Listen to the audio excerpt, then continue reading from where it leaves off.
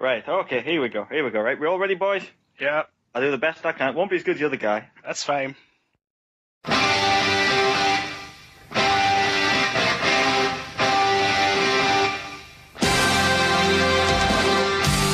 Welcome to the Conquistabores! Tonight, the Conquistabores face 30 of the WWF top superstars in the Royal Rumble 1989. Every 3 minutes, a new superstar appears to face the almighty wrath of the American Dream, Cameron Phillips, Hacksaw Ewan Taylor, and Geordie Allen Milburn. All tonight on the Conquistabores.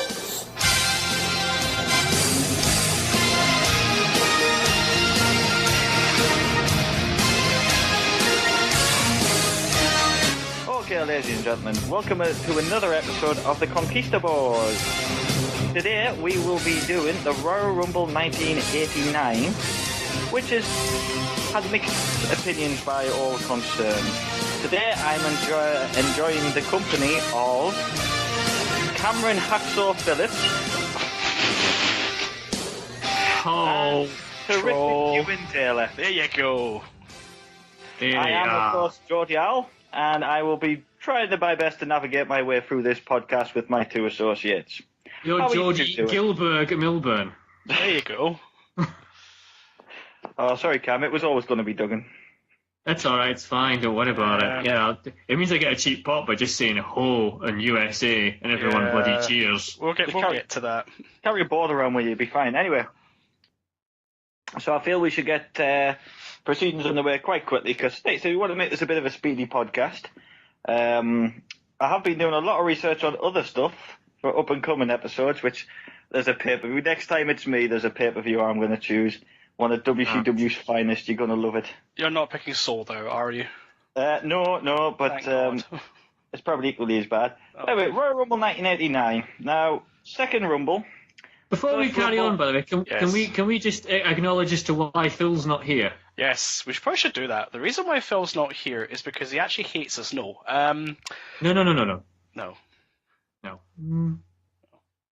Phil is not here because he is blessed with his second baby boy. Indeed.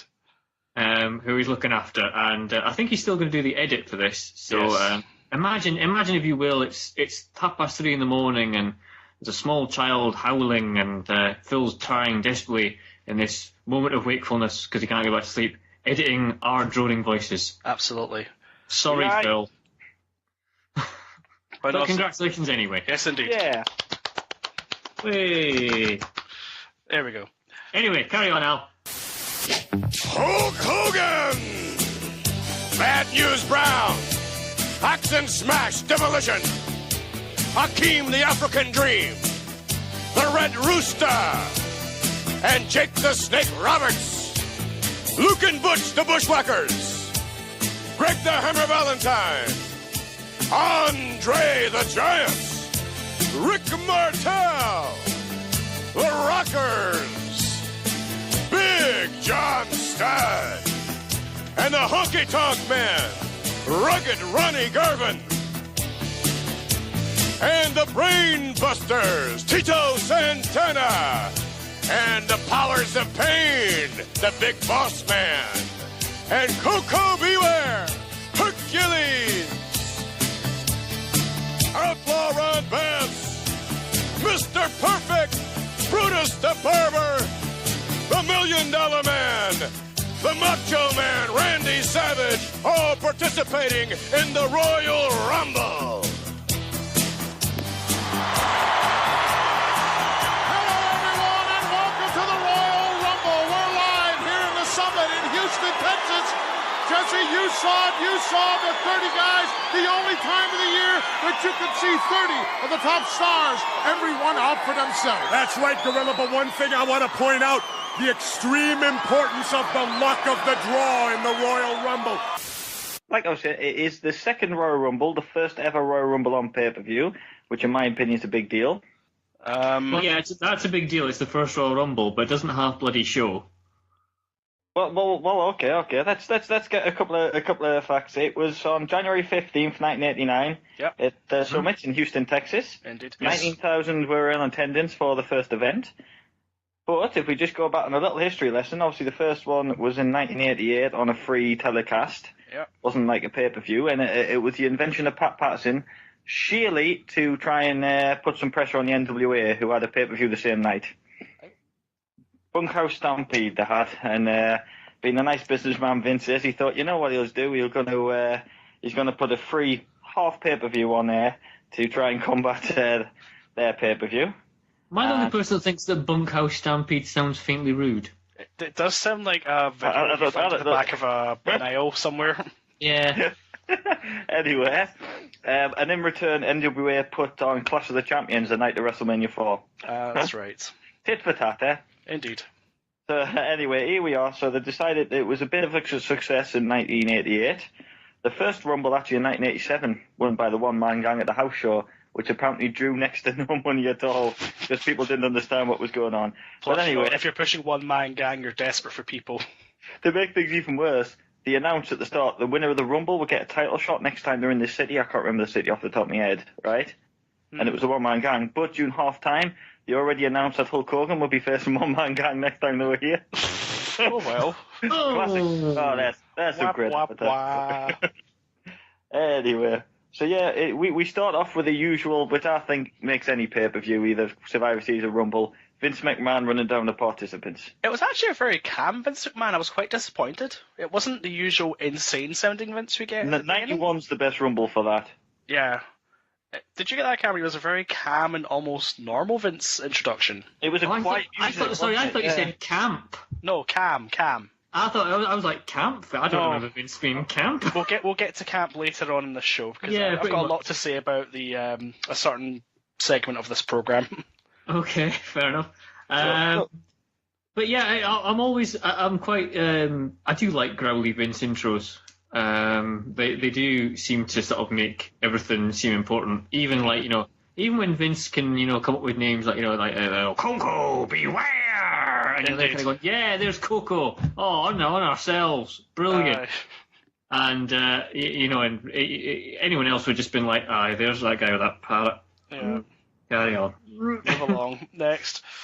So we do the introductions. We have two dark matches to speak of very quickly. Oh yes. Good old Jimmy Powers beat the Jolly Jobber Barry Horowitz, and Sam Houston, who's actually from Texas, whether he got a decent pop or not, I don't know. He beat the Brooklyn Brawler, so Jobber royalty there. There we go. The Brooklyn Brawler. There you go. It works. It just works. It just works, yeah. Commentators are Gorilla Monsoon and Jesse the Body, my favourite combination of commentators. I would like to stop right now. I would like to comment on Gorilla Monsoon's outfit. That man had style. It's the unnecessarily blue tinted specs that get me. It's the blue tinted specs with the kind of red, almost velvet looking suit. It's like, what are you wearing? Oh, he was a man of class. But then you looked at Jesse Body Ventura and just went, oh, okay. With hair, I noticed with Jesse. Yes. Indeed. Yeah, it seemed every Rumble had a different commentary team. It was up the 93 was the first one to have the Gorilla Monsoon and Bobby Heenan twice, but every other one's got a different combination of people, including Tony Schiavone doing 1990. That's right. So we might get onto that at one point in this series of podcasts. I just Gorilla Monsoon, to me, every time I hear his voice, I think of the good old days. That can't just be me. It's just Gorilla Monsoon's got this skill of making the most menial, unimportant thing seem important because he just gets so hyped up about it, and that's why he's brilliant. I think your holy trinity, to remind you about the good old days, are Gorilla Monsoon, Sean Mooney, yes, and Lord Alfred Hayes. Oh yes, Lord Alfred Hayes. That's your three that really make you go, ah. You know, it's a good episode of Wrestling Classics in the Sky when you get those three combined. You're just like, I am in a nice, happy place. Yep, pretty much. And then you kind of think, Todd Pettengill, not so not so good. There's quite a lot of them Coliseum tapes he used to release had Sean Mooney and Lord Alfred Hayes on commentary for it, which would do all the sort of. And I thought they were great. I thought they were, people say it them, but I thought they were quite a good commentary team. No, that's wonderful. Oh, that's brilliant. Nostalgia, you can't beat it. Which maybe is why I like this pay-per-view, but we'll get there. So, opening contest held under Intercontinental rules. I don't know why it's called that. Best of 3 falls, doesn't it? Essentially, yeah, which is basically a best 2 out of 3 falls match, but they wanted to make it seem more important, so they put it under Intercontinental rules, which somebody must have thought, is this for the belt? What does this mean? It's nice to see the defending champion didn't even get in the Rumble match. Well... in fact, for years I didn't know Hacksaw won it. Before they invented the internet, I had no idea there was an 88 Rumble. And not on one Royal Rumble did they mention Hacksaw as a previous winner, which I found baffling. Everyone else did do, but never mention Hacksaw on commentary as a previous Royal Rumble winner. So I had no idea he'd won it. So here he is with the Hart Foundation. Although he seems to be a bit xenophobic, old Duggan does, but he's teaming with a Canadian tonight to fight a bunch of other Canadians. Yes. So it's Hacksaw teaming up with Jim Neidhart and Bret Hart, and they'll be taking on the team of Dino Bravo and the Rougeau brothers. Indeed. You've got some workhorses in the match and some not so workhorses. Can we start the Hacksaw hate now? I thought we already had that out of the system. Okay. No, we don't. No, not on the because we. Okay, you go. That'll get edited out. You get your Hacksaw hate out. Okay. Hacksaw Jim Duggan's only purpose in the WWF to me is to come out with a giant American flag with a bit of wood, shout the word "Ho" and USA over and over again, and confusingly to me, he gets over doing this. Yet he can't do anything else properly. Why? I agree with you. Why? Why is this man over? I don't know. I mean, I can't understand. I mean, he's what you've got a kind of with the Hart Foundation. You had a really good balanced tag team because you had the technical ability of Bret Hart and the kind of roughhouse brawl power of Jim Neidhart. Yeah. Why the hell did they stick him with Hacksaw? Because they couldn't put him in the Rumble. I don't know. There must have been a reason for it, sure. Because he's a xenophobe. He's a xenophobe. It's the perfect foil. He loves going after foreign people. And Dino Bravo's obviously Canadian, so he's got to hate them. So when he starts encouraging a USA chant, not only is it against the 3 people on the opposite side of the ring, it's also against the 2 he's teammates. Also against his 2 teammates. Which obviously nobody thought. No, Neidhart's from America. Chant going on from this capacity crowd, USA, here at the Royal Rumble, and the Hitman's suffering. I don't understand it. Why are they chanting USA when the Hitman comes from Calgary, Canada? Well, because he's part of the team that Hacksaw Jim Duggan's on. That's why. The first thing that came to my attention was, what's wrong with the ring bell? Because when they rang it, it didn't sound right at all. It sounded like it was trapped under something. We're about to get underway. The Royal Rumble's going to start. Let's go to ringside. This is where Phil will insert the ring bell, no doubt. It's a fun match, because as Cameron says, the Hearts can work. The Rougeaus can. Give the Rougeaus credit. No, I'm saying that as well. The Rougeaus can work, and obviously Dino Bravo, he can work as well. Hacksaw just sort of struts around like a cock in a walk. Oh, what's going on? I thought this match was quite well structured for an opener. I don't think the match you can criticise too much. Maybe there's a few botches, but it was.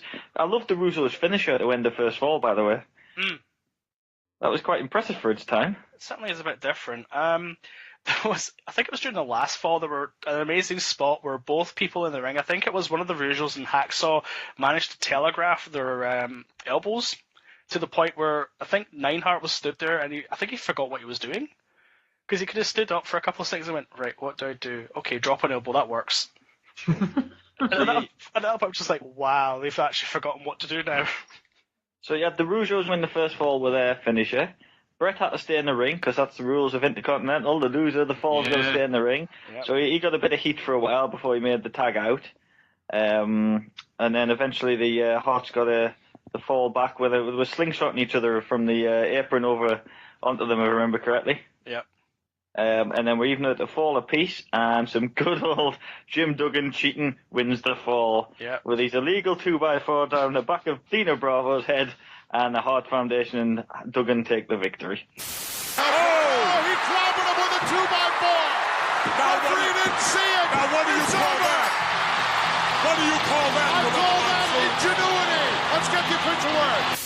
feels awful, really weird though, having an ending where the faces cheat to win. Yeah, if you Hacksaw, it's fine. That's how he won half his matches. That's very true. It just, I've written down there, kind of go, what do we think about that, boys? A face using heel tactics to win. But in this case, it's not just any old face. It's Hacksaw Jim Duggan, USA #1. So cheat to win. God, Hogan used to cheat quite a lot, even when he was a big face. Yeah, but not. He didn't use a gimmick normally. No, you're right. He would cheat with other stuff. He wouldn't have a weapon. No. Even Bossman wouldn't. When he was a face, he wouldn't use a nightstick till after the match. This is true. I don't think anyone else off the top of my head. It's just a weird finish. it's not a bad match overall though. I'll give it that. I'll give it a definite award of best match of the undercard.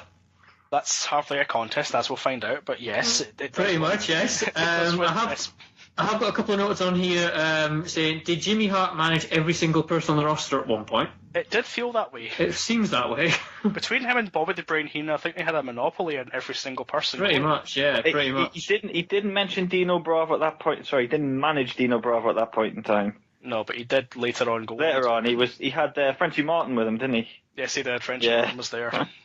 And I've also put down here that Jacques has a bit of Hogan-style selling after Brett's inverted atomic drop. Yes. He literally goes into some kind of spasm. It's almost at the level of Shawn Michaels selling Hogan's boot. It's that over the top. Pretty much, yes. Which is still an amazing scene to watch. It is. It's like, how did he get away with that? I have no idea. No, but we moved on from that to a montage of various people picking out their numbers for the Royal Rumble. Which I like this. I like this little spot in the Rumbles that they did. I enjoyed it just to see wrestling superstar Virgil. Yeah, indeed. And how he casually breaks that container open and cracks it and then flings it on the floor, but still has the ticket in his hand. Absolutely. DiBiase asked him to do it, didn't he? Yeah. Yeah, DiBiase asked him to break open his number. The one thing that probably made it more effective would be, have you noticed how it's the same amount of balls in the machine every single that thing? I did see that. I did notice that myself, and it would have been more dramatic if it was like less balls every time they went in. Yeah, pretty much.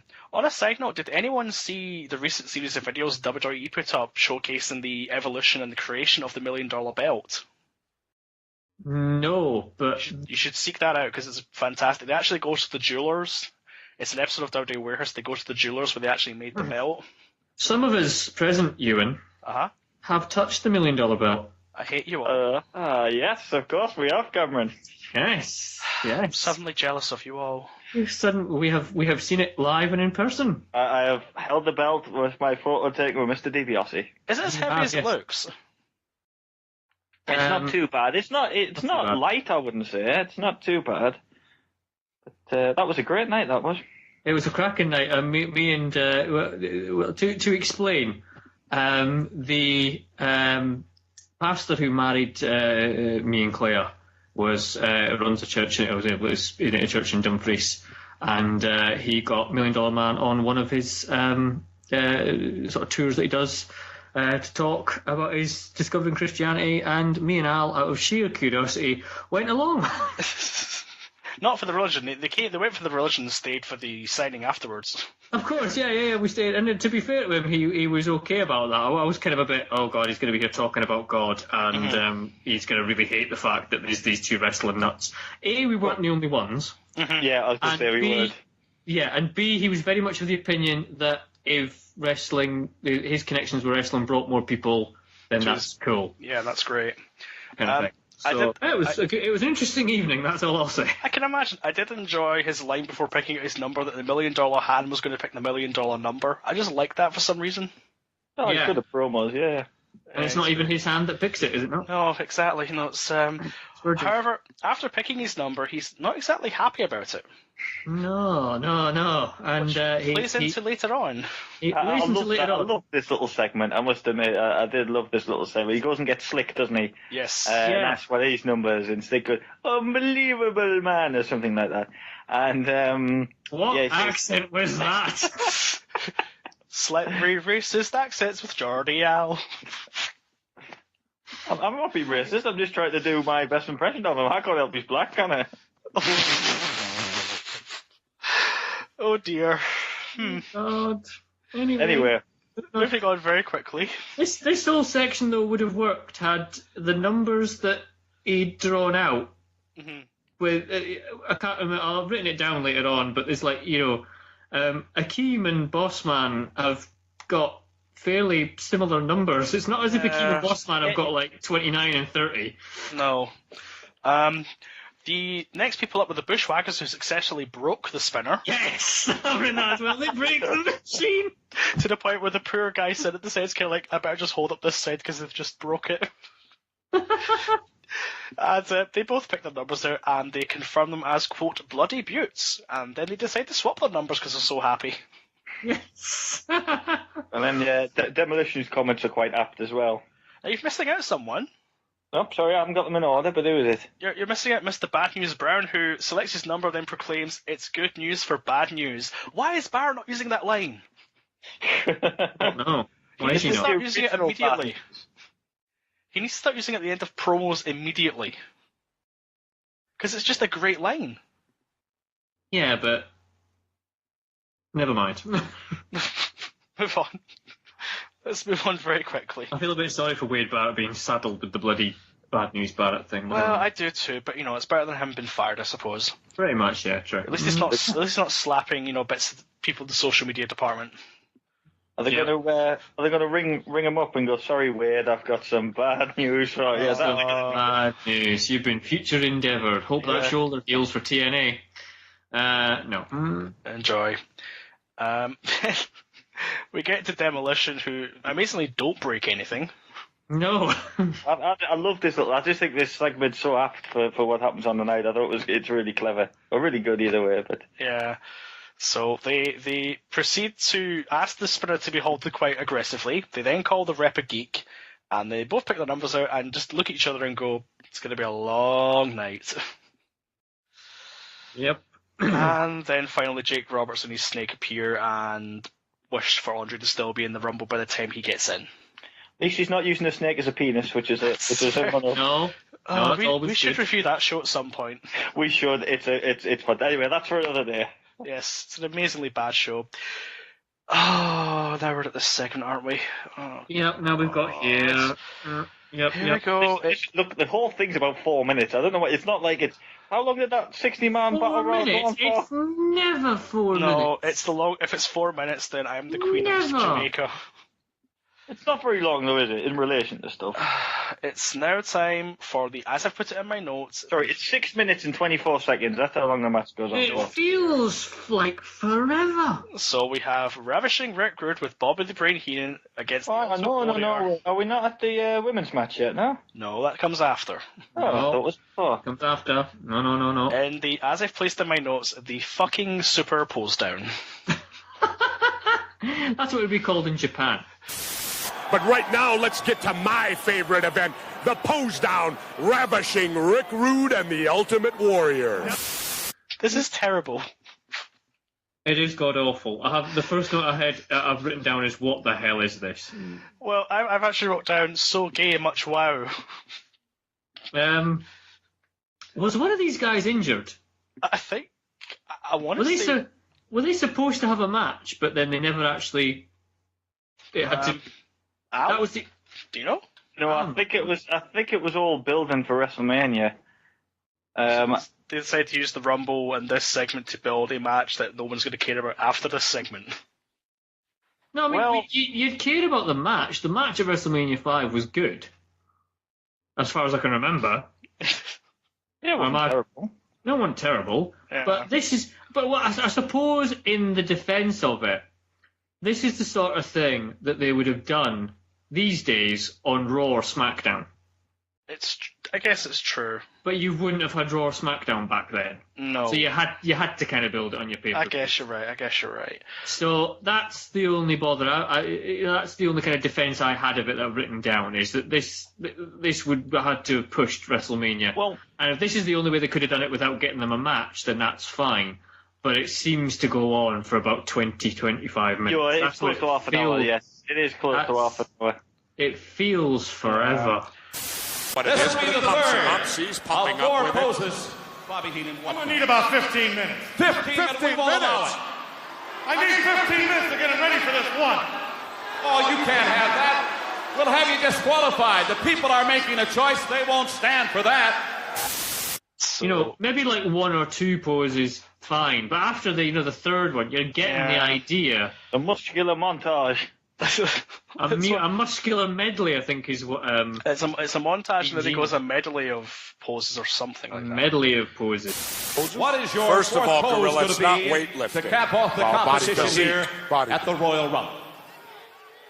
My last exhibition, little man, I'm going to call a medley of poses. We're going to see how the warrior can put everything together. A muscular montage, so to speak. You got it, Gene. All right, ravishing Rick Rude with his fourth and final move in the super pose down. I'll tell you, if it were hip action that we're voting on, he'd be the winner. It follows a long line of Royal Rumble fill-in. There's loads of it in different. I mean, in the first one we had Dino Bravo trying to break the bench press record, and then we've got some various interview sections, and then probably the worst one for me is Bobby Heenan practically jizzing in his pants for revealing Lex Luger. I'm sure we'll get to that one as well, but it's just terrible. Yeah. So, Mean Gene's in the ring to officiate, and he basically explains that the winner will be decided by the fan reaction. So even if the Warrior, let's say they replace Warrior with Hacksaw Jim Duggan, Sure. you know who's winning, don't you? Exactly. Anyone who's got any sort of body at all, you know who's winning, as long as they're Exactly. replaced. So, I wrote down, I forgot Rick Rude's music, and I heard it, and I wrote down in all capitals, that music for Rick Rude, porntastic, and also that moustache. I've written down about having a picture of Warrior on his wrestling trunks is genius. He often does have his opponents on his trunks, yeah. Yeah, I think he always had a thing of that. On his trunks once. Yeah, I was going to say he had Jake Roberts' wife on the match, didn't he? And I've also written down when my wife says that wrestling is not but a homoerotic pantomime. Yeah, this doesn't help my cause saying it's not. It's pretty bad. Warrior comes out, the place goes absolutely mental, as you would expect. Yeah, pretty much. And there's an amazing section where Rick Rude's getting hulked up, whatever he's doing, and Mean Gene asks Heenan, "No, do you have a problem here or not?" And Heenan just replies back immediately, "Yes, I do have a problem." God damn, Heenan's amazing. So that's you kind of got the whole thing about Gorilla Monsoon obviously being the face side of the team, and Ventura basically saying that the Warrior's not, he's too smooth. He's too smooth. I think it's hands down for that one, Jeff. No way. What do you think? His posing technique was horrible. Jumping up and down and pounding on his chest. I think it's kind of unique, and the crowd certainly Let's loved it. continue Hey, on with you the never super saw pose Arnold down. Schwarzenegger Rick pound Rude, his chest and this will jump be up the and down second when he won in Olympia. 4 different. well, I guess he's trying to do some sort of bodybuilding analysis on it.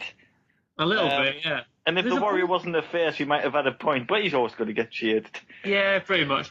There's a moment where Ventura also says he kind of snorts with derision. Yeah, what a maneuver. yeah, that's And I'm thinking, is that a Vince stick? I think that's a very obvious Vince stick. Yeah. But also we need to remember that Rick Rude was Jesse the Body Ventura's recipient of the Body Award, was it? Yep, Jesse the Body Award, yep. That's the one. So obviously Ventura's pulling for his man, and as Cameron alluded to earlier on, we're treated to 4 distinctive and different poses. Yes. Which I haven't written down. I don't know if anyone else has. I wrote them down.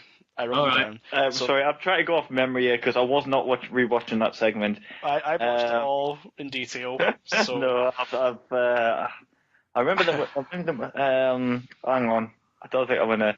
The first pose, little man, will simply be a double bicep pose.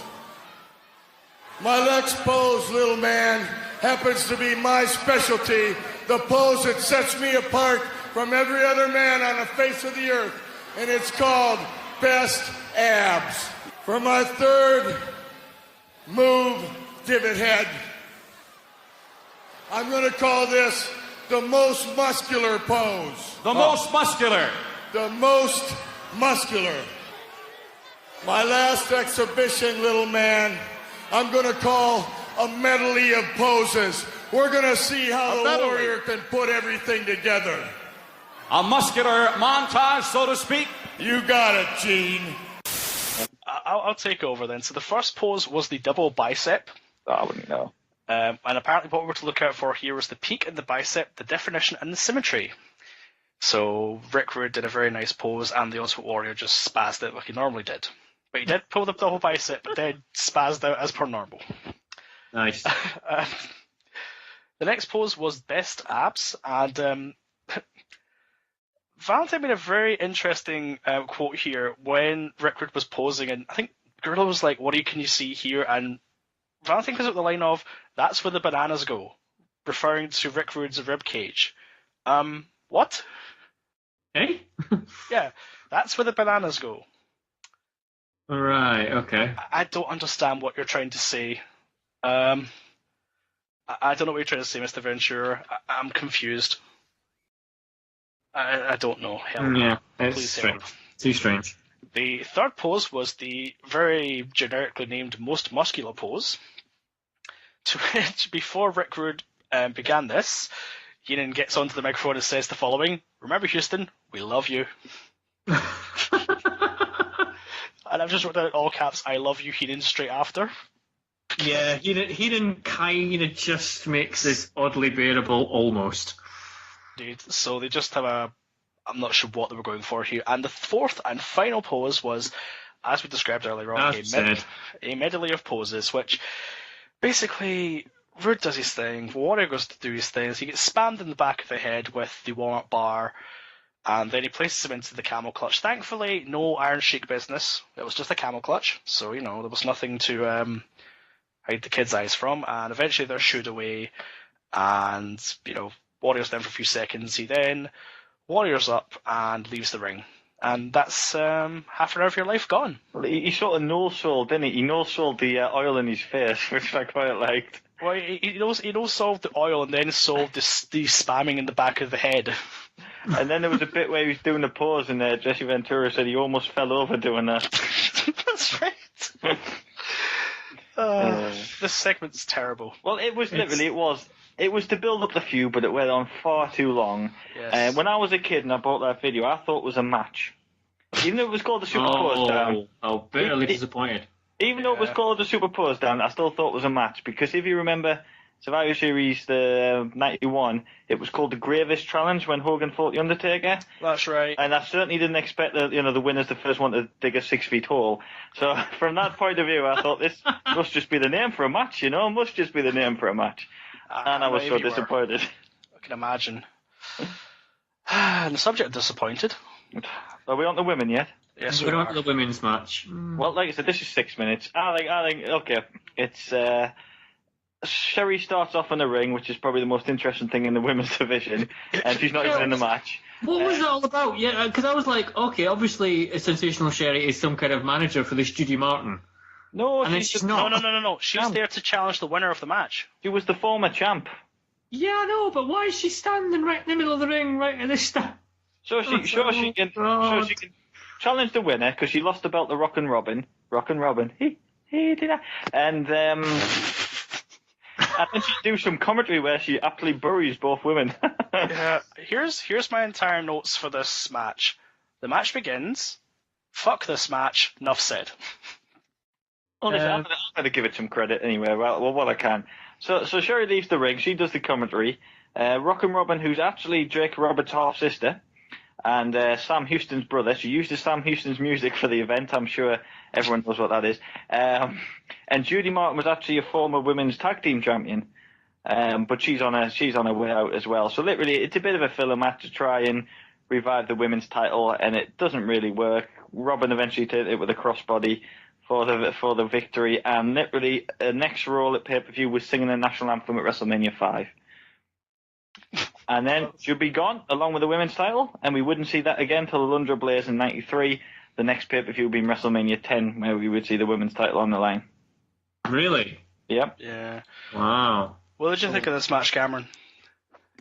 Just sloppy and dull and. I don't think it was particularly sloppy. Rubbish. I I'm just sorry, think there it's was a so- roll-up that was botched because she went on her side. I don't think I've seen worse. It wasn't terrible. Really? It was. You've seen worse? Yeah. I mean, again, Have you saw the women's wrestling today? where are we talking about? I don't know what you called out. Who's that? I can't remember a bloody name because they're all that generic these days. Who's that one with the red hair who botches everything? Eva Marie. Yeah, there you go. Yeah, she's one example of bad, but there's a lot of good if you look around. I wouldn't say there's a lot. I think that's an exaggeration. The word a lot. Whatever happened to Beth Phoenix? She was a proper woman, as far as wrestling goes. She got pregnant by Edge. Yeah, she was going to say she got the SmackDown lead on her by Edge. I did not know that. Oh well, there you go. They put a kid together. Honestly, I did not know that. You did not know that? All right. Well, Edge is the daddy and Beth Phoenix is the mommy. Oh, Yeah. okay. Yeah. So there you go. Yeah, I lived in the 80s, Cameron. That was far too modern for me to know that. I know, it's pretty much, but there you go. But yeah, I haven't really written anything about this, just apart from really shitty crossbody finish. Yes. It's just terrible. That was at the point where I just wrote F this match. I've had enough. It's just bad. You can kind of see why. You could watch it for 6 minutes. Not much. That would have been better, because I would have at least found some sadistic comedy value in it. Yeah, after sitting through the pose down for half an hour, you then think, I need a really good match to get me back into this wrestling event, and you're met with this. Well, next we got a match for Cameron wanted to see, actually. For some inexplicable reason, this match is edited out of the Coliseum video. Oh, yeah. Alright. Sorry, Cam, we'll leave you alone for the next few minutes whilst we explain this one to you. I haven't seen this one either, so you're on your own, Al. Oh, did you not see it on either? It's not in the DVD I have. Okay, right, Alan, you're on your own talking yourself through this. We now have the King's Crown match between Haku and Harley Race. The backstory to this one was Harley Race was the king of the World Wrestling Federation, but he got a legitimate injury fighting Hogan when he got put through a table, so he had to take months out. Bobby Heenan, being a heel manager he is, didn't want a lack of a king in his stable, so he just promoted Haku to king, which Race wasn't happy upon on his return, so hence this match. And it's a bit of a hard-hitting one between Haku and Race. It's okay, but eventually Haku takes it with his thrust kick, switching music-esque move, and pins Harley Race to send him out the Federation, and we can all hail King Haku until... Do you know who beats him, Cam? Can you guess who beats King Haku for the kingship? He's your mate. He's not Hacksaw Jim Duggan. King Hacksaw! All hail King Hacksaw! Al, you're kidding, right? No. You look up SummerSlam 1989, and you'll see King Hacksaw. I'm not looking it up because I will break my PC. So that was. I don't know. It wasn't a terrible match. I'm not really sure why it was edited out the video, but it told a little bit of a story as well with the kingship and stuff. But I quite enjoyed it. So here we are onto the main event of such. In fact, the main event. Here we are. To be fair, this is the only reason why you would watch the show. The undercard is a bit of a mess, but this for me, and obviously not for you, but this for me saves the event with a very good Royal Rumble. No, it's not a good Rumble at all. Yes. Can I read through the participants? And no, we'll do them as they go along. I've got them written down as they come in. Yeah, So we'll do them as they go along. All right, let's go. Right. First of all, Fink does his first long intro to the Rumble. I think he does a bit of a briefer one in '88, but this is his first famous sort of that's the part of the rules. It's time for the Royal Rumble sort of thing, which is cool. Obviously, the first 30-man Rumble as well. Yep. And I think they wanted to send a message of how good the Rumble is by the first two participants. What was that, Snigger? Just this thing. At the time, this was mind blowing. I guess. I would imagine this would have been something totally new. So, who was number one? Number one was Axe. Axe is first. Demolition. And then number two is Demolition Smash. Demolition Smash. Which the crowd go berserk for. The commentators even pop for it. Yeah. It's the prime example of what they wanted to do, how important the Rumble is obviously tag team partners would go at it. It kind of gets over the fact that no one's anyone's friend tonight. It's every man for himself. I can see it as a good start, but has it ever happened since? Not 1 and 2, but we've had tag teams fight like the Smoking Guns, Natural Disasters off the top of my head, 2 that fought. The terrible one where Big Show and Kane fought each other. Rumble 2000, when Too Cool were in, they just had a dance. They danced and then got eliminated by Rikishi. Yeah. The Hardys were in quite early on, one of them as well. They went at each other until they eliminated each other, leaving Drew Carey in the ring. Yep. Jesus, that one. 2001. Yeah. Action Smash don't hold back. They pretty much go at each other. They do, fair to them. Now, number 3, in a way, this is booking perfect because whoever you had in at number 3, right, would have got the shit kicked out of them by Demolition and eliminated, and then you'd have that group of them, just taking everyone out. So who would you have at number 3? Probably the one guy who would stand up to Demolition, and that would be Andre the Giant. He was very slow. He was getting a bit broken down, which is a bit sad, but he wasn't a total mess. Maybe later on in the year he was, but I've still some maneuvers. I've got written here, you really forget how bloody big Andre the Giant was. Absolutely. Which I know sounds really stupid. He's big, but as soon as he gets in the ring, he's at least a foot taller than both members of Demolition. And they're not small men by any imagination. No, exactly. No. And you're like, Jesus, he was massive. So the floor him with a double clothesline to start off with, and pretty much double team. He does fall down pretty quick, like. Well, I think again it's trying to sell the Demolition. That's what it is. I guess he's not doing a Cali. Would you have? So you wouldn't have any in this day and age, but even for a long time that would have that sort of popularity that Demolition had. Maybe LOD when they came in, but not many others. Mm-hmm. So anyway, number 4, I'm doing this off memory, correct me if I'm wrong, is it Mr. Perfect? It's Mr. Perfect. Mr. Perfect in just trunks, not... Yeah, it was before his persona really took off, I think. Yeah, which I was like, initially I was like, who the hell's that? Oh, right, it's Perfect. It's weird to see him with a singlet. Yeah, exactly. He's referred to as Kurt Hennig as well, isn't he? He is, yeah. He is, yes. He is, yeah. So it's... And again, it's another stage for him to, young guys to prove themselves, and he has quite a decent show in here. He does, yeah. He lasts for a fair amount of time, actually, if I remember rightly. He does indeed. Then I think you've got Smash going, haven't you? Smash goes over the top. Smash goes, yeah, he's first rate eliminated. Sends him. And then there's a bit of sort of Perfect Axe team the Giant for a few minutes until we get the next participant in, who I believe is a man who we all know well. Yes. Rugged Ronnie Garvin. There you go, who lasts approximately 20 seconds. I'll give you a little bit of background on Rugged Ronnie Garvin, but there's not much. I think he was a biggish NWA, well, I say biggish, I don't think he was. He was in the NWA. He once beat Flair for the title, but then they switched it back to Flair quite quickly. And that probably alone got him hired, and Vince thought, you know what, we'll hire this guy. And he pretty much didn't fit in. He was, I don't know if he was a big name in NWA, but he just, there was no room for him at the top of the card, and there was barely any room for him in the middle of the card, really. So I think his biggest feud was with Greg Valentine, which did a really good match at Rumble 90, but other than that, there's nothing to note, really, of Ron Garvin. And yeah, I think he's not around long, is he, in this Rumble match? No, he's ejected rather quickly. Oh well. Never mind. So after a bit of teaming and clubbing away, is it Drake yet or not? No, it's the Hammer. It's the Hammer. Greg Valentine, number 6. Is he man? He's managed by Jimmy Hart, isn't he? I think so. I'm sure it's another one of Jimmy Hart. So. Let me check. I think he is. They do make a big thing in the rules that managers aren't allowed at ringside, though. Yeah, yes. He came down with Andre, didn't he? And all the managers have to turn back to the locker room at the top of the ramp, or the bottom of the ramp, rather.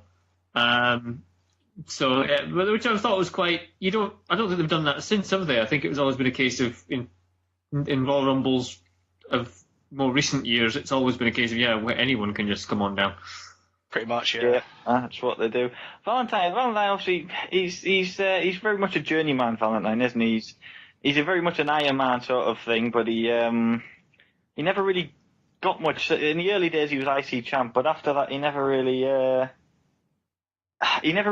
got anywhere. He was just a hard worker, pretty much, is what I would say about him. Pretty much, yeah. He was there more to kind of push the kind of new guys coming through. Yeah. There's somebody... Get a good match out of someone. Exactly. And it was Drake next, yeah? It is Jake next. Jake at number 7, yes. Now, Drake, again, he's a big face at this point in time. Feudal Giant, who, of course, like all of Drake's opponents, is definitely afraid of snakes. Yeah. There's a bit where Andre's choking out Jake the Snake by the ropes, and I've just written, Andre genuinely looks bloody terrifying. Yeah, he's not happy about the situation. He's got like a big grin on his face or something, hasn't he, when he's doing it? Yeah, he's there, and his proper teeth in here, and eyes, and it was like, whoa. It's like, okay. It looks brilliant. Yeah. And that's to set up our match at WrestleMania 5. I'll mention that later on, but that's what they're going for there between them two. Imagine if Drake ever fought someone who loves snakes and throws a snake in the ring, the guy just picks it up and puts it around him. Oh, I love snakes. Oh, yeah. Imagine if that ever happened. No, it just wouldn't make booking sense. No. Next, we've got, is it Cowboy Jobber next? It's Cowboy Chopper. Yes, it is Mr. Ron Bass. The Outlaw, who I think his most famous things, he once bloodied Brutus Beefcake with his spurs, and his finisher was the pedigree. I don't think it was called the pedigree. It wasn't quite Hunter-esque. He didn't hook their arms, but he literally put his head between the legs and then kind of sat down. That was his finisher. Right. And I'm afraid that's my information on Ron Bass. Well, moving on then. One last thing, he's bald in this event because Beefcake beat him and shaved his head. All right, that's interesting to know. I'm just writing a note down here, by the way. There's a lot of these wrestlers who are kind of on, shall we say, the rotund side. There are a lot of large gentlemen. It's not. Whilst obviously your steroid use may have come in maybe to the fore, sort of your 1990-91 time. Mm-hmm. Or the late 80s anyway, I'm not sure how many, but a lot of them are kind of, a bit fat. I noticed. Yeah, it's just weird. It's just kind of like, some of them don't really look like your proper kind of, your wrestling physique that the WWF would kind of push to the fore in the next couple of years or so. They were more just sort of large. Yeah, pretty much. Anyway, moving on. Jake gets fired out by Andre in all this. Oh, yeah. So he's gone, but not completely gone. And it's Michaels next. Yeah, Shawn Michaels at number 9, yep. Bit of a girly pop, if I remember correctly. It was a large. Yep. Yeah. And that's the man who's probably going to influence wrestling for quite a lot in the 90s. And looking at him, you just wouldn't believe it at all, would you? No, I think it's actually, I've got written down here, I think it's Ventura that says, all Michaels is one half of the Rockers. We're under 10 seconds to number 9. There's the count now. Who will it be? Oh, Shawn Michaels. One half of the Rockers. Yeah, but that's all he is one half. Well, he might eat them. It's like, okay. You can't win anything with kids comment. Yeah, pretty much. But, but there you go. I've got there's a great bit of exchange between Perfect and Michaels. Mm-hmm. Yeah. Which is quite cool. Which you're kind of thinking, there's two kind of technically sound guys, in a decent bit of an exchange. Number 10. I think Actor's done before number 10, and then we got on to number 10. Yep. Number 10, which is Bushwhacker Butch. Yeah, I don't think that number was a butte. To be honest, you can't count anywhere, so yeah, probably. Maybe it's a butte if you're borderline, Maybe, but the Bushwhackers, they managed to break the tombola thing. It was this is their pay-per-view debut as well. Really? Yeah. So in their debut, they jobbed the Royal Rumble machine, and then wow, what a debut! I've got a little interesting fact about Butch the Bushwhacker. Right. I don't know why, but if you've got the the DVD on Anticam, the Tag Classics. Yeah. On the back of the box, it lists the participants, and it's got Bushwhacker Luke, right? And then you read down. For some reason, it's got Butch Miller, which is never noticed that. Kind of his real name. Well, that sort of thing. And it doesn't have Bushwhacker Butch. No, it's got Butch Miller. He said, listen, if you're going to put me on that DVD, just pretend I'm not in the Bushwhackers. Fair enough. I'm not with him. Yeah. Even though I'm dressed like him, I'm dancing like him, I'm not with him, honestly. To be fair, looking at Butch Miller, he's had some fantastic ring names, including the Detroit Assassin. Right. Okay. Okay. Nice. He was ashamed of the Bushwhacker. Wow. Next, we have Jake Roberts coming back in for the With first, aforementioned Snake. the first history of self-elimination in the Rumble. Yep. And he chucks Daniel in the ring, and Andre is so frightened, he, rather than just escaping anyway, he seems to purposely stop and throw himself off the top rope. Is it possible, though, to eliminate yourself from the Royal Rumble? Because this is always a bit of a bone of contention, isn't it? Is there not a Rumble in the recent sort of the last 10 years where Finlay kind of took off after someone over the top rope and they said, no, you can't eliminate yourself. Finlay's okay. Finlay made it through the got middle rope. disqualified. Oh, Ah, right. I couldn't remember who it was. Yeah, no, it was I'm sure Macho more Man in recent years. 92 eliminated himself, but I Right. think he wasn't supposed to. I think he just forgot and jumped over the top rope going after Jake Roberts. And he was meant to obviously stay in the ring a bit longer, so they just sort of forgo it, said because he wasn't propelled by anyone, he was allowed to go back in. But I believe that's the only time, because every other time people have done it. Andre every time Johnson's done it. Can't think of any others. Mil Mascaras did it. As long as you go over the top rope and both feet touch the ground, that's you out, regardless if you're throwing yourself, you're throwing, you fall, whatever. Because then you could say people that are knocked off the top rope over, knocked off the turnbuckle, they should be allowed back in. Yeah, I suppose. If you're looking at it strictly from that point of view. Yeah. Anyway, number 11. Yep. Does Al remember who number 11 is? Let me have a think. I'm not the. Clunk. No, I wouldn't have got him. Sorry, no. But I believe he comes to like a ruckus of boos. He's like proper hairy. Yes. It's everyone's favourite, fans number one, the Honky Tonk Man. The Honky Tonk Man. I love this man. Yeah. Because people just love to shit on him. Yeah, the crowd does pick up when Honky Tonk comes down, like. Yeah. Which is quite cool. Then we have Tito Santana at number 12. Mm-hmm. I quite like Tito, but he's another one who's a bit of the generic one. He was with Rick Martel. I'll tell that story later on, but he was with Strikeforce, and here he's just on his own, sort of thing. He's just they ran out of things. He was tag team champion in '88, lost the titles to Demolition, and then they couldn't really find much for him to do in the rest of '88. So he was just with these generic white trunks on. Nice. Just there. Bad News Brown is 13. That was good news. Was that good news? Bad news. Yep. 13's not that great. It's better than 1. He likes an omen because 13 probably be his favourite number. Probably, yeah. That's a good point. Quick note on Bad News Brown. He's a guy I really liked. He's actually a Olympic bronze medalist at judo, so you don't mess with him. And he almost was like Austin to years earlier, because he didn't like heels or faces. He didn't care. He was very much a lone sort of character, and I thought it portrayed it quite well. He did. Don't know if any of you remember him at all. Not really, no. I think if you're going to tell Steve Austin and ask Steve Austin if his character of Stone Cold was based on Bad News Brown. He would absolutely say no, but if you look at it, the similarities are certainly there. He did a lot of Stampede Wrestling, Bad News Brown did.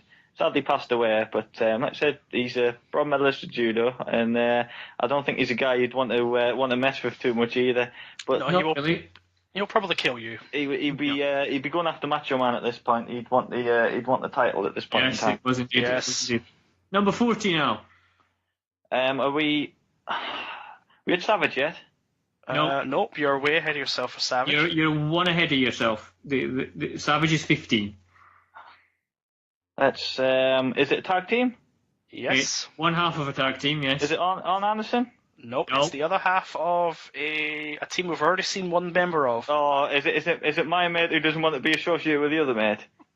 No. No, I'm not even sure who that is. The Bushwhackers, that's who I was going for. Oh, right, No. no. Oh, it must be Jannetty then, yeah. It's Jannetty, yay. Oh, I've got another Jannetty story, actually. My mate posted it on Facebook. He's touring Britain. Really? He is, Wrestling, yeah. I don't know what company it's for, but yeah, he's doing some Why? wrestling down south. Has he no showed anything yet? I mean, he must be like getting on a bit now. He must be looking for retirement money. I think he's mid-50s, is he not, Janetti, right now? Wikipedia will tell me. Hang on. 55, I guess. I'm glad he's allowed out the state because the last time he was under probation for something, so 54. he wasn't allowed to leave whatever state he was in. Oh yeah, 54 Camry, so you're close. I was close. I was But, close. the road has owned Mr. Janetti. Have you got any notes about the Rockers doing anything double teaming or anything? I can't remember it off the top of my head. No, I've just got Perfect chops Marty, and Marty completely ignores him. Yeah, he does. And then a bit of Jesse Ventura commentary that just says, the Rockers won't turn on each other. And I was like, not now, Jesse, but maybe later. Do. So Savage next? Yes, Savage is 15, yes. One of that rare appearances of a WF champion in the Rumble. That's right. He is incredible. I love this you've got to intro. love Savage. Randy Savage is incredible. Have any of you guys seen the Match Up Madness DVD they put out? I've got it, yeah. No. You need to see it, Cameron. It's amazing. All right. It is fantastic. Just to watch kind of the old stuff and just watch his intros and watch his ring entrances, it's just amazing. He's wearing like luminous orange here, isn't he? He looks so bright. I'd love to have been the person who had to design those robes. You probably had to wear like blackout specs. I think at work when we sell Oakleys, they do a similar colour that's called retina burn. And that's probably why. That's what it reminds me of. Probably. But anyway. Savage comes in, goes straight after Bad News, a bit of brawling there, trying to get him out.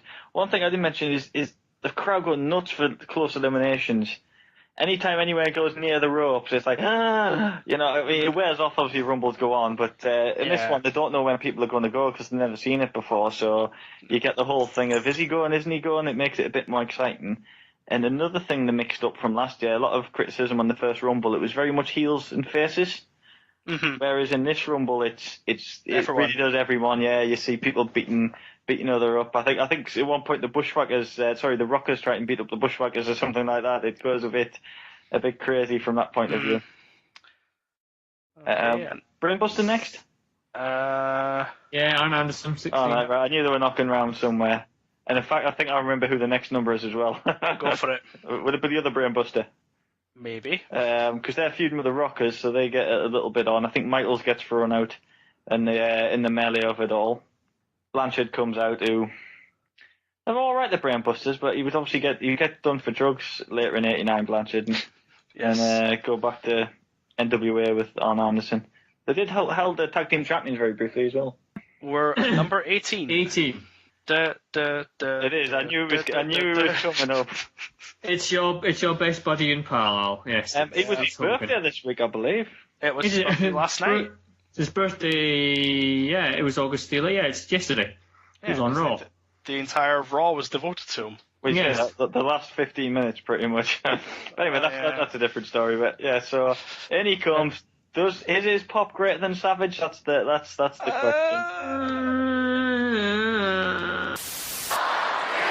We're down to 2 seconds for the next entry. Oh, it's the Macho Man! Undisputed World Wrestling Federation champion. He didn't even take his sunglasses off. He's out. Oh, it's the Hulkster. Hulk Hogan, number 18. The Hulkster comes in swinging. Hard to tell. Hard to watch it again. Because obviously this is sort of what the bread and butter of this match was, and I think cleverly booked, no matter what you say.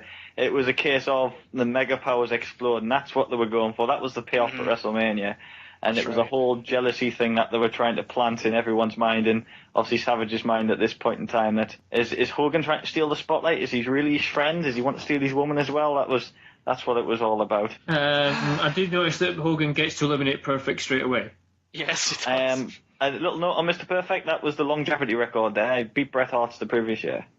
Oh. All right, there you go. But DiBiase would beat it the year after. But yeah, a very brief record holder for Mr. Perfect. There you go. And then I think a load of folk would get chucked out, wouldn't they? Like the Rockers would go, We lose about 8 or 9 people Tito at this would point. go, yeah.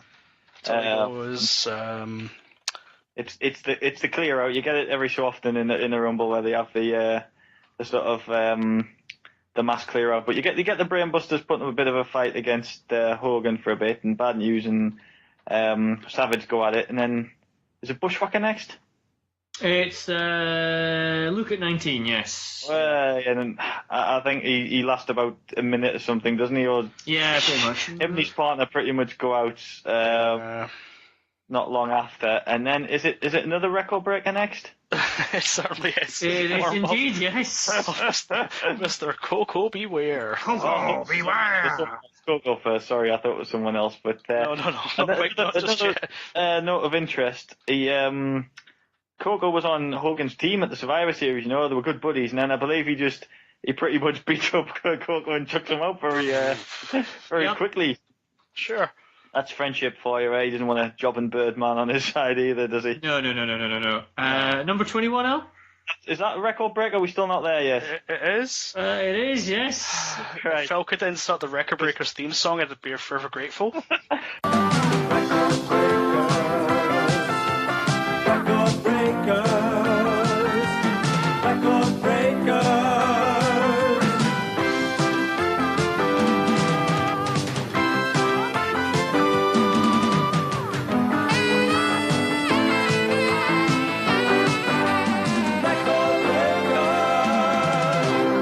Because I believe everyone goes, does he? And Hogan clotheslines both Brainbusters out at once. Yes. And then Bad News and Savage get on a bit of a tussle on the other side of the ring.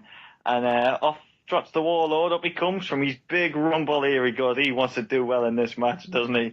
And he comes, I think his entrance is longer, and he gets in the ring. He does a nice little pose on the apron before getting in, and then, as we know, straight back out again, which... Yep, owned immediately. Which, again, it wasn't mentioned. That's a record. They always used to say the Bushwhacker had the record in 91, and that was something that wasn't mentioned till modern times, where they would play the Warlords, although they would always sort of fast-forward the clip a bit. I still think it's a bit longer than 2 seconds, if I'm honest. I don't know what you thought when you watch it back. Not much longer. Not much longer. Of course, Santino would, of course, break that record. Yes. Yes, he would. So literally now you've just got Savage, Hogan, and Bad News in the ring, but Bad News and Savage are tied up on the ropes. And what do you think? What do you think sportsman like Hogan does next? Well, I think sportsman like Hogan commits a great travesty against his best friend. He does. He dumps them both, to which Macho runs back in the ring and shuts them. Which I thought was beautiful. Savage plays this perfectly because he looks like it wasn't going to happen. It looks insane with it, doesn't he? He looks absolutely pissed off with him. He's pointing the finger in the face and all the rest of it, and pushing him and stuff. And it's a superb little bit. And Elizabeth comes down to try and smooth things out. Smooth things over, yep. Which she does eventually. She does. And but yeah, that's more seeds sown for the main event of WrestleMania 5. But that's the one problem which I'll admit for this Rumble is that's one of your big guys out now. Savage is gone, which was one of your big draws for the match. But you still got Hogan there. And next, of course, and this is another Royal Rumble rule, if you're left in the ring alone, the next person out is always somebody you're feuding with. Yep. And it was in this case the Big Boss Man who making his Rumble debut. It's guy I really liked, the Boss Man. I thought he was superb, but he looks very young on this. I don't know if anyone picked that up. He's a very youthful looking Boss Man. Yeah. Right. So do you think? Well, obviously DiBiase did a bit of swapping. I'll get into that later. And Boss Man. Yeah. Is that 23? I'm up to. Sorry. 22. That's 22 and 23 is Akeem. Yay! The Twin Towers. So there was a bit of The African Dream. there seemed to be a bit of money flowing around by DiBiase in exchange to Slick to get these two together to beat up Hogan a bit, which again was quite a surprise because you're so used to seeing Hogan just, he would any minute now he'd hook up and just knock them both over the rope, wouldn't he? That's what you expect. I was surprised that Hogan went when he did, to be fair. He put up a bit of a fight, but like I said, they're trying to build the Twin Towers up quite big as a big tag team, and to have them eliminate Hogan together, I thought it was again another surprise. It was a bit of a bit more. They went for a lot of surprise elements in this Rumble, which they seem to forget in different years and do more basic stuff that people expect. But this was good. Hogan goes out. He then very unsportingly pulls the boss man underneath the rope first to beat him up for a bit. And his good mate Brutus Beefcake comes down to make the save for a bit. And then when boss man goes to beat up Beefcake the second time, Hogan pulls the top rope down and very unsportingly eliminates the boss man. Which is exactly what he did with Sid. Do you remember when Sid eliminated him in 92? Oh, yeah. He doesn't like losing these Rumble matches, does he? He's a very sore loser at all, Hogan. Yeah. Right, where are we now? So we've got Twin Towers versus Beefcake. Boss man gets dragged to the back. Yeah. 25? 24. 24? You're missing someone. 24 is Beefcake. Beefcake and Hakeem, the only two at the ring at this moment in time. Barbarian next? Yes, No. Barbarian is... No, it's not, sorry. No. 25. Hang on. Is it another jobber? It's Pretty much. Could be, yep. It's, if you're talking about the Red Rooster, yes, That's you exactly are. what I'm talking about, the Red Rooster. Here he comes, Terrific Terry Taylor, as he's known later on, or Terry Taylor. And I do indeed have some Red Rooster facts for you. Oh my God. Originally, it was between him and Kurt Hennig who got the gimmick of Mr. Perfect. They had them both sat there. And, Really? Yeah, which one would get the gimmick? And they went with Kurt Hennig. My And God. can you imagine Kurt Hennig with this rooster thing in his hair? Can you imagine that? I think Kurt Hager might have future endeavoured himself. If he'd got that. Christ alive. And I've got a video DVD they released, Mid-South Wrestling. Oh, Yeah. Watching that today, a bit and bobs in there. There's a big match. Terry Taylor's probably his biggest match of his career against Ric Flair in some supercard thing, main event in this massive stadium, or largest stadium. And they hired Ric Flair from the NWA to come down and do this match. It was the main event. It was Rooster's big day, or Terry Taylor, who's known as. And he was so pumped. He got there 6 hours before the show, working out all the rest of it. You're only supposed to get there like an hour before the show, but he wanted to get there, show he's willing. An hour before the show, still no Ric Flair. Show starts, still no Ric Flair. Now we're at the show, still no Ric Flair, just boiling. Rooster's boiling at this point, thinking, he's supposed to be coming, giving me my match of my life. He can't even be bothered to turn up. An hour and a half into the show, Flair's carried by somebody into the building. Sat down on the thing, and he's like, listen, we're matching that. He's going, listen, bring me a coffee in an hour. So Rooster comes back, goes into the locker room, Flair's still a mess, gives him his coffee. He's got to drive to the other side of the arena for his entrance and all the rest of it. Out he goes, he's still fuming about this match. Out comes Flair, hair all perfect, robe all on, strutting his stuff down the aisle. And he fought him to 48 minutes. He said, Rooster kept going, take it home. And Flair was, no, we got some more left in us. Yeah. He said by the end of it, he was begging Ric Flair to pin him because he was absolutely knackered. He said he's never been so glad to lose in his life. And that, kids, is why Ric Flair is the man. Yes, pretty much. That's all my Rooster information out there now. So we've got three. There you go. This is where the Rumble kind of gets a bit of a lull because there's only three in. And what they've got left isn't exactly star quality. No, we're I have got a note on here saying the Rumble now seems to lack star power. Is it Barbarian next? Yes, Barbarian at 26. It is. 26, and again, nobody seems to get eliminated. It's just almost building to the end, isn't it? It's that it does Pretty happen in much. some Rumbles. It's the kind of the Kane spot nowadays where the ring gets very full. Kane comes in, clears house. Yeah. Back to normal. It's 20. Oh, we know who 27 is. We do, yep. 27 is Big John Studd. A little bit on Big John Studd. He was big early WrestleMania days. Sorry, I thought you were going to say the little fact he was big. Sorry. Little fact with Big John Studd, he was big. And Thank you, good night. Sorry. No, he fought WrestleMania 1, fought Andre. He fought in WrestleMania 2 Battle Royal, then left. And they thought, he's still all right. He's still a biggish name. Maybe they can do something with him. Brought him back in '89. Bobby Heenan naturally assumed they would renew the friendship, partnership between them, and he's told him to get lost and turn face in the process. So this is sort of his big comeback stud. And they had big things from most likely one of the big matches at SummerSlam against his old nemesis Andre was probably what they had in mind for him. But sadly, it didn't quite go there. No. But his first feud was with Hakeem, and he pretty much starts off clubbering away at him at the at the start, and I believe he pushes other people out of the way so he can get at Akeem, if I remember correctly. Yes. Sorry, brilliant bit of commentary, by the way, from Jesse Ventura, I believe, again, where he says, John Studd couldn't reach around Akeem. Oh my. Yes, we'll leave that one to your imagination, folks. La la la la la. Actually, a quick note on Akeem. I forgot when he came out. There was so much going on. He used to be the one-man gang, Yes. and he was runner-up of the '88 Rumble. But I always thought they just like maybe took him off telly and just brought him back as Akeem and hope no one would notice. No, they did a whole ritual of him becoming Akeem. And you can look this up on YouTube. It's literally, I mean, you talk about racism. He's in an alleyway with like Zulu warriors dancing and stuff with Slick, and he's going through this ritual of turning into Akeem. Look at that. It evolves like a Pokemon. Yeah, look at that on YouTube. Hercules next. Hercules is next. Again, Hercules. He was a heel. He turned face. There's not too much to say about Hercules. He was Hercules. He was shit. He actually makes he does quite well in next year's Rumble as well for some reason. 29 Rick Martel. Yep. Another Rick Martel fact coming up here. They make no note of this on commentary at all. But in '88, when he lost the tag team titles with Tito Santana, he lost them to Demolition. They did this injury where they did the decapitator on the floor and like put him out. But in reality, he had to go look after his sick wife, so they like wrote him out of the storyline.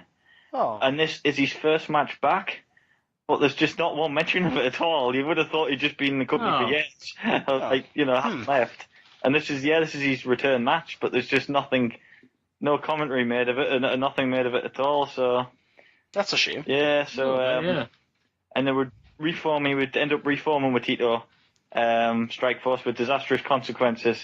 WrestleMania 5, where they would end up feuding, and it's one of them feuds. Every Rumble, they would always go back to it because they would always end up fighting and everything, like the DiBiase Virgil thing and the Rockers. They would always, every Rumble they were together, they'd always remember they were feuding and have that, which you don't get because people just feud with everyone these days. So, it doesn't make a feud this special because, everyone's feuded with everyone these days. Are we at 30 yet? Yeah, we number are. 30. And I believe, it's a bit of commentary like Monsoon goes, we all know who number 30 is or something. Well, Akeem a long way from being out of this. Martel was 29, right? 29, yes. Well, then I guess we know who 30 is. Yeah, the guy with the big bucks.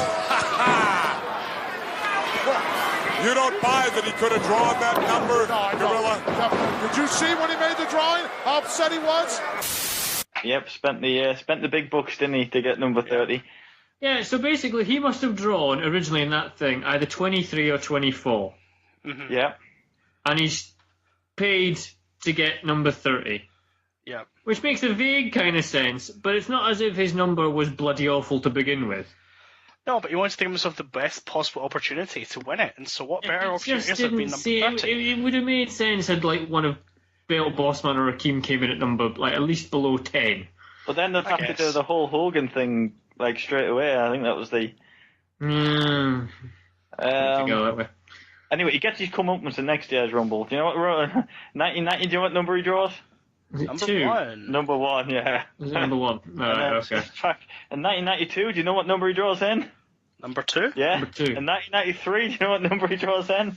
3? 4. So yeah, he gets damn. So he gets his after buying this number, he gets his comeuppance. He does. So I see. Fair enough. And then he dumps out Hercules and Beefcake in the process. Yep. And that leaves us. I think Barbarian goes next, doesn't it? To leave us our final 4 of Akeem, Rick Martel, Big John Studd, and Ted DiBiase. Mm-hmm. Martel's quickly dispatched, leaving. Sadly, this is my one complaint of this Rumble and many of the original Rumbles. It always ends up being 2 heels and 1 face. It's the classic. It's a classic. Yeah, all the finales until 92. 88, 89, 90, 91. So it's 4 years running. And it's got this. It's obviously DiBiase throwing money in Akeem's face to try and eliminate Big John Studd. It's pretty much the storyline behind it. And Studd takes a bit of a beating, and then they go for that spot where he tries to avalanche him in the corner. And I think it's quite a good spot where he pulls him in the way. so Hakeem squashes DiBiase instead. And then Hakeem, being the caring man he is, instead of attacking Big John Studd, decides to go check that DiBiase's okay and gets clotheslined out the ring in the process. Yes. Leaving your final two, DiBiase and Big John Studd. And he tries to push some dollar bills into Studd's face, but he's having none of it, is he? And then he's not interested at all. A couple of big moves as a suplex, a clothesline where DiBiase seems to balance on his head, which is quite impressive. Did you see that? Yeah. And then I've got a note on here that says shit gut wrench.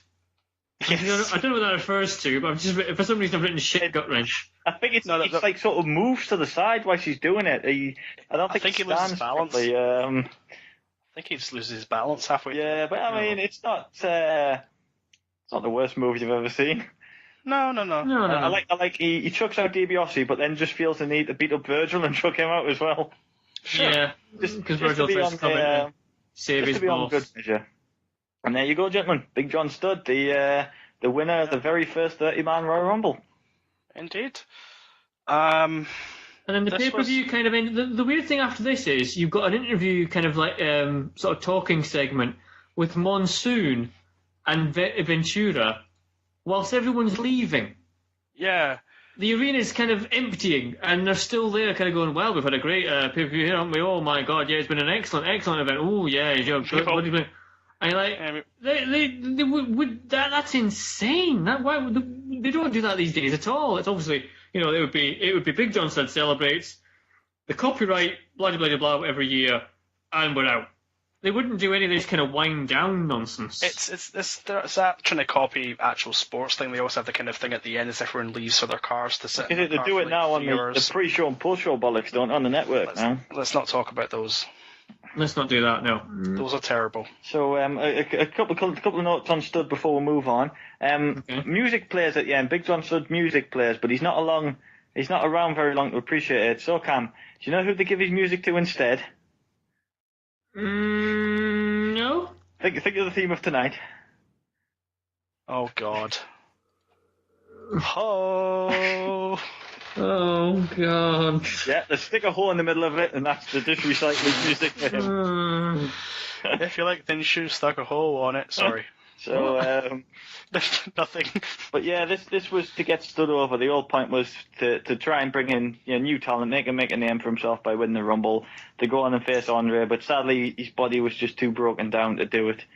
In fact, one of the reports I read, he was in terrible shape, and they told him one night at a house show, if you can't body slam Hakeem tonight, you get fired. But he apparently did. He pulled it off, but he didn't last too much longer after that. He WrestleMania, he refereed the Jake Roberts and Andre match at WrestleMania 5, where Andre turned on him, and I think that was the whole sort of setup for the SummerSlam match that just never came to anything in the end. But it's a bit of a shame. It was a bit of an experiment, and I guess it didn't go right in the end, but hey, he's in the Hall of Fame, and he can claim to be the first pay-per-view Rumble winner, and no one can take that away from him. Absolutely. Yes. So, gentlemen, obviously we kind of know the answer to this one, but what did we think of this pay-per-view? Oh, can we mention Savage's response at the end? Oh yeah. Go on. Sorry. Because obviously we go straight back, and then Savage cuts it again. And he's so good at promos, isn't he? He's the way he puts his points across, and he's yelling at Gene, isn't he, that everything's fine, and it was an accident, and him and Hogan are best friends again, and all the rest of it. But we know it differently, don't we?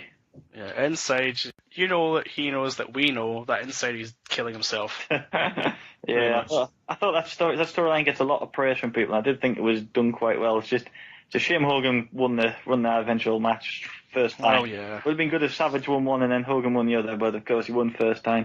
And on your versions, did it have the bit where they go on about the WrestleMania 5 wristwatch at the end? No. Oh, I didn't. Oh, I hope it's not cut. It was on the old video. They mentioned that they get the WrestleMania 5 wristwatch, and Ventura goes, "I'm Monsoon. You'll get loads so you can wear them up and down your charm," sort of thing. Oh no! Yeah, it is. Sorry. Oh, it is on there. Yeah, it is. That's true. Yeah, I thought you meant like an advert or something, but no. Now you said you can wear them on each arm. Then yeah, that's at the end. Oh, brilliant. Yeah, okay, here we go then. That's time for the closing segments, boys. Time for our closing thoughts on it all. Okay. Right. I've often kind of wondered when we do the Conquistadores, we have to really kind of ascertain: are we reviewing this as in casting a critical eye of what we know now onto an event, or are we imagining we were viewing it at the time? Because this would make a big difference in what we're about to say. I always imagine that we would use what we know now. See, this was probably my third Rumble I've seen. 92 being the first and by far still the best. Exactly. It's nowhere near as good as 92. I think it was 91 and then 89 I'd sort of, but I still wouldn't put this nowhere near the bottom of the pile for Rumbles. No, it's not. No. The star power alone, I know at the end it was lacking, but it had some, I can't think off the top of my head, but you must have about 15 Hall of Famers in there. I'm going to pull up the list to count them. But yeah, you keep on talking. That's my job. It's not the worst. Yeah, because when did Red Rooster get inducted at the Hall of Fame, Al? That's next year. And if Ric Flair is going to induct him, and it's going to be a 45-minute long speech. Yeah, we're just going to talk about his mother. Yep, pretty much. Well, what you Ted DiBiase's Hall of Fame, John Studd's still Hall of Fame. Yeah. Hogan obviously is Hall of Fame. Yeah. Bossman's not. Savage isn't. No. Coco Beware is. Yeah. Bushwhackers no. Mr. Perfect Janae is. no. Shawn Michaels is. Arn Anderson is. Arn Anderson is, but as part of the Horsemen. Yeah. Bad Mr. News Perfect Brown is. and Mr. Perfect is. Andre the Giant Jake Roberts is. Honky Tonk isn't. Tito Santana is. Yep. Yes. He is. Jake Roberts, obviously, yes. So yeah, you're right. There's a fair amount of 12. I count 12 out of them, but I mean, guys like obviously Macho Man. I don't know if he'll ever get in, but he deserves in. I would say Demolition probably do. Bossman probably does. I don't think Ron Garvin's in, is he? Ron Garvin's probably in the one. No, not really, no. I'm surprised Honky hasn't been in yet. I thought Honky Tonk Man might have been in. But Honky said a lot of very inflammatory things since he stopped wrestling. Probably, yes. I can imagine so. He's not going to be there anytime soon. He's in the same category as Conan. He just doesn't know when to stop talking. Yeah, pretty much. We also Hulk Hogan broke the record for most eliminations as well. Beat the one-man gang's record. 10 he's got now, and obviously that would be broken in subsequent years, but not for a while. No, not for a while. It's only Kane held it for ages. Yeah. And then obviously only Roman Reigns beat it by one this year. Yep, that's right. So yeah, it's weird to think that Roman Reigns has now got that record. But not that he's bad, but just that it's kind of it was his first Rumble. Yeah. So as a kind of standout talent anyway. As an overall pay-per-view though, it just seemed your main story of the pay-per-view was the breakdown of the Mega Powers. But as far as the Rumble goes, that's kind of done. That's it. They're both eliminated about 2/3 of the way in. Mm-hmm. There's about 20 years at round number 24, all sorts of, Yeah, exactly. It all starts to sort of unravel. And I know what you're trying to say, Al, that they were trying to build up Big John Studd as this next big star, but it just seems to be that at the end it's like going, oh, well, great, Big John Studd's won the Rumble. Fantastic. Here's Savage.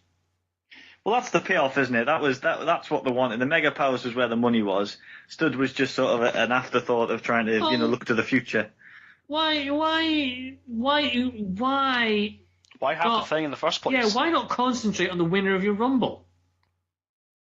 And then, it's almost like they created the Rumble as a backdrop. It just seemed like, the winner, oh, yeah, there's Big John Studd, great. Anyway, onward with the main story we should have been doing.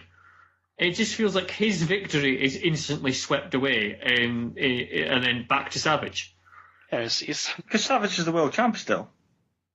Yeah, so You're missing the point now. Why is that story, as far as the Rumble itself goes, knocked on the head 2/3 of the way in?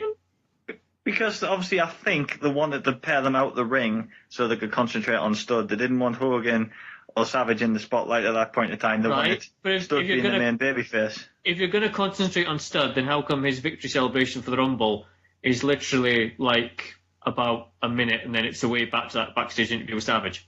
Because possibly they run out of time on the pay-per-view, so rather than they've got to put Savage's interview in there, so they think, well, there you go, he celebrated. So they couldn't really care less. So they're going to interview Savage anyway at the end of the Rumble. But if you remember, the highlight package at the end, they've got the highlight package at the end, right? Who's the last face that you see before the pay-per-view goes off air? I imagine it'll be Big John Studd. But hey, there you go. There you go. It's not though. It's just it's showing someone's face in a picture is nowhere near as good as a bloody promo. Yeah, but did you see his promo before the Rumble? That's probably why.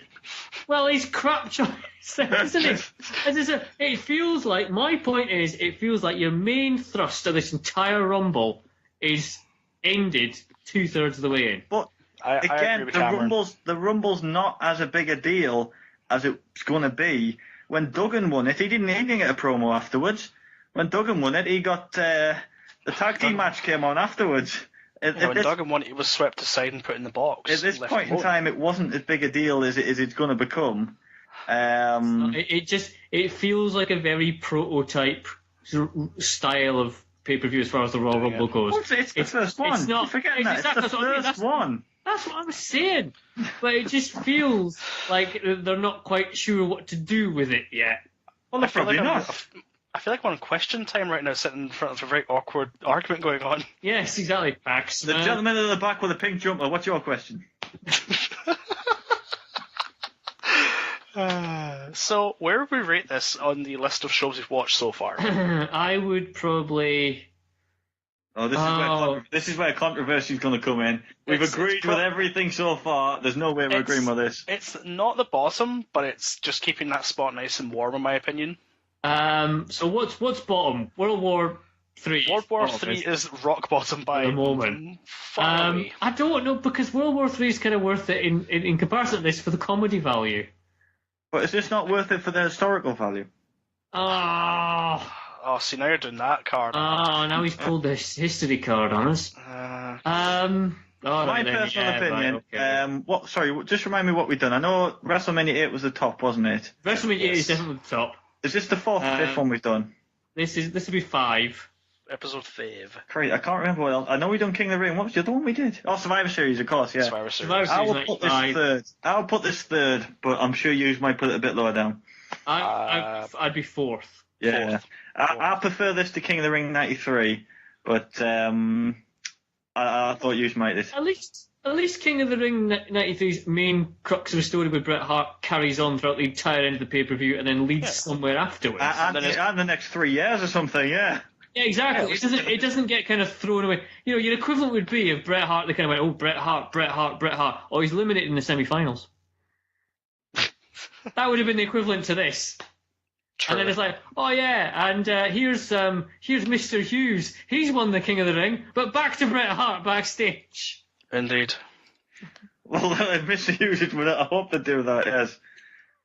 So is that your biggest thing about this pay-per-view? That Big John Studd didn't get an extra minute on camera. Is that your biggest criticism? My big thing. It's not that he didn't get an extra minute on camera. It's the fact that the main story is obviously Hogan and Savage breaking up. It's a story that disappears 2/3 into the main event, which is the actual Royal Rumble itself. Big John Studd's the winner, and as soon as he's won it, no one seems to care. It's automatically back to Hogan Savage. If it was going to be that, and if you wanted the last thing and this kind of thing, lead into WrestleMania 5, then at least have had Hogan and Savage last until sort of the last 6 people or something. But I said the whole point was to get them out of the ring. I think that was the whole thinking behind it. You could still have got them out of the ring, but they would have been a little bit later, and it would have at least been a bit fresher in your mind than when it was, done bloody 20 minutes previous. They were gone. Why are Mummy and Daddy fighting? Because Mummy and Daddy hate each other. So you're pretty much saying that the Rumble was okay apart from the ending. No, but it's a completely lacking pay-per-view anyway. The undercard is, apart from the 6-man tag, shockingly bad. It's bad, yeah. On that video, you got the women's match and then a non-existent segment, which would have been rubbish if it was on bloody Raw or SmackDown today. Well, at least if it was on Raw and SmackDown today, it would have only been given about 5 or 10 bloody minutes rather than half an hour. No, 3 hours of Raw will be given the full half hour. No, it wouldn't have been given a full half hour. It would have had 2 commercial breaks in between. Yeah, exactly. And a John Cena promo, and a network promo. And a network promo. And the word $9.99 mentioned something. Yeah, Rick Rude would have had WWE Network in the front of his trunk and $9.99 on his arse. Oh, God. That would have been it. I always wish Mr. Perfect was still alive to do like WWE Network promos. Imagine how great those would be. Only Big John Studd was still alive to do network promos. Oh, he's broken down. We've established that. He's useless. And he's useless when he won this Rumble. He's a crap choice to win it. Okay. Ergo, the pay-per-view is barely passable. Now, I'm pleased to announce that not many other people online share your opinion, Mr. Phillips. I've done my research defending my childhood memories here. I would like to join Cameron's side in this epic battle before Al launches in with his internet opinions. And obviously we know the internet's where the truth lies. Yeah, Pornhub's not a source for wrestling promos, but carry on. It's no, I think the Rumble was good. I think it was solid. It could have been better in places. The undercard, but there's been many rubbish undercards and Rumbles because who buys a Rumble pay-per-view for the undercard? But you can still get some decent matches. Right, I've got an argument. I've got one here. Royal Rumble 2000, Triple H, Mick Foley. Brilliant. Yes. Brilliant. People are buying it for that match alone because they knew they were going to see a bloodbath, and we did. Yeah, but the Rumble that year it was. You had the tables match with Hardys and Dudleys. Exactly. And you had the debut of Taz. But did you not have Mae Young? You've always got Mae Young. Yeah, but we had more Mae Young than we wanted in this one. And that's why Channel 4 didn't show it anymore. Ta-da! Yeah, which is what I'm saying is even loads of Rumbles have poorish undercards just to put your biggest stars in the match, which not as shockingly poor as this. Not as kind of a half-arse women's match, and an Intercontinental Rule 6-man tag, which albeit is okay, and then a pose down that goes on for half an hour. That is diabolically bad. Yes, but okay, you can have average matches. I've sat through Brock Lesnar versus Hardcore Bloody Holly for something like Royal Rumbles. Nothing in comparison to this. The swimsuit contest comes close. Yeah, well, that didn't go on for half a bloody hour. Probably not, no. But yeah, it's the way the Rumble goes. I just don't know why you're so venomous against this. I don't know, Cam.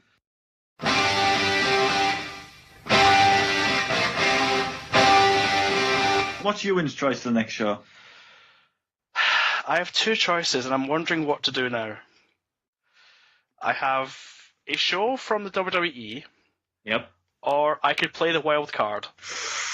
I think I know what the wild card might be, and I'd be all for that. Well, let's play the wild card then. Are we going for the wild card? Yes, we're picking the wild card. Yes. So we're not going to take the bullseye fluffy toy. We're going to see what's behind the big bullseye door. And behind that door is this year's Wrestle Kingdom show. Brilliant. Well, I don't even have a clue what that is. I think Cameron's got a copy of the show. I believe I have. Yes, you sent me it on DVD, I think. If you don't, I can send you another. But we're going. Basically, this is New Japan Pro Wrestling's WrestleMania Al. Oh, it's awesome. It's brilliant, Al. You'll love it.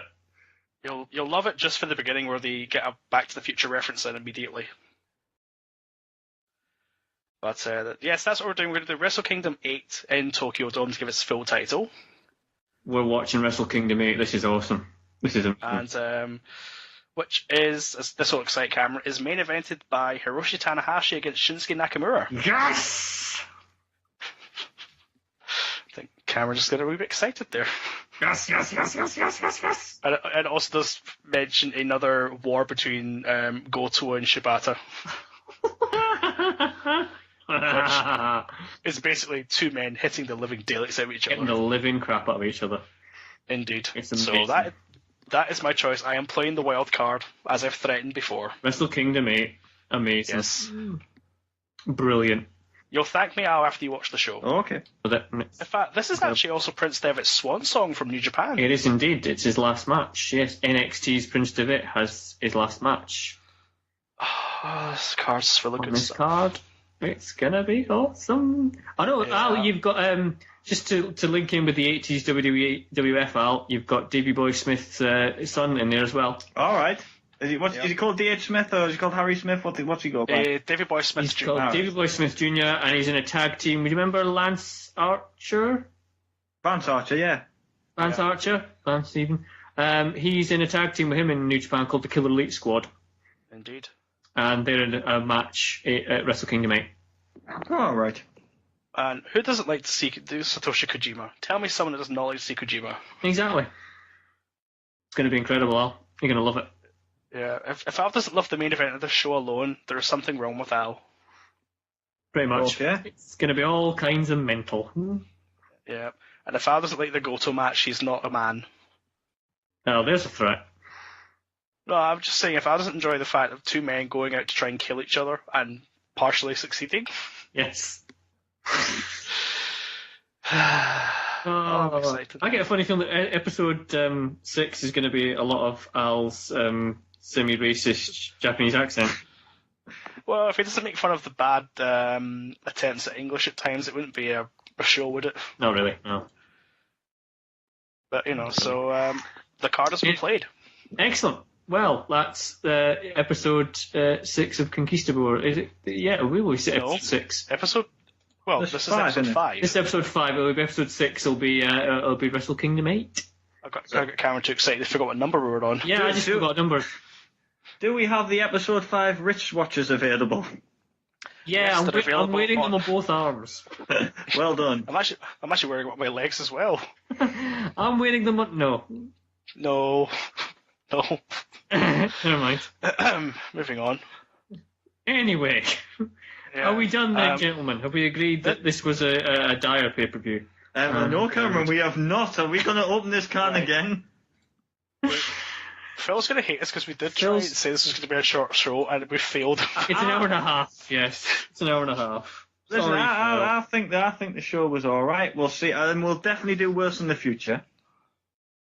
Not next time. Next time, I guarantee will not be. no. But in the future, I mean, I've got. But just next time it's me. I've got a classic.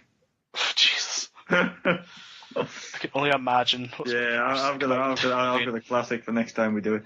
But well, like I said, I thought Royal Rumble '89 was a good retrospect of the time in wrestling, and a lot of childhood memories for myself. And no matter what you Neanderthals think of earlier '80s wrestling, I believe it's got a special place in my heart. Yeah, it does. It's where the clogged artery is. Your heart stinks. Wow. Now we're just throwing abuse at me. I mean, it's not very teamly like, is it? Oh, it makes it better for me. I'll tell you what, Cam. If it make you feel better, we'll have a pause down. All right, okay. You, Facebook. You work on Thursday. Anyway, we shall end the show. I think it's time to end it there. We haven't got time to talk to Big John Studd tonight, I'm afraid. So it's goodbye. We have got time to talk to Savage. No. Oh yeah, I like that Royal Rumble. Yeah, okay, it's bye-bye. Wow. Unbelievable, man. And there's Slick Bucket as well. No, we haven't got time for Slick either. That's all right. It's goodbye from me. It's a goodbye from me. That's a goodbye from me, thankfully.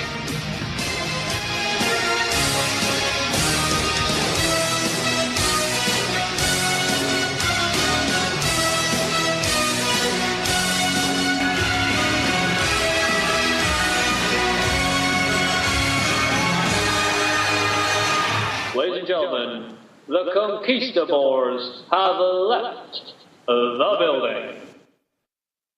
I'm going to call this the most muscular pose. The most muscular.